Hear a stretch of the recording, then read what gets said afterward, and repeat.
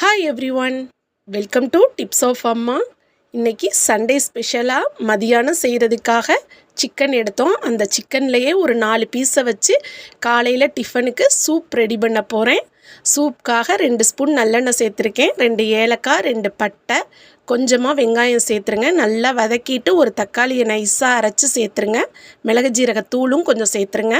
இஞ்சி பூண்டு பேஸ்ட் ஒரு அரை ஸ்பூன், கொஞ்சமாக உப்பு சேர்த்துருங்க. 1/4 ஸ்பூன் கசகசாவும் சேர்த்துருக்கேன். சிக்கன் ஹீட்டுங்கிறனால கசகசா சேர்த்துருக்கிறேன்.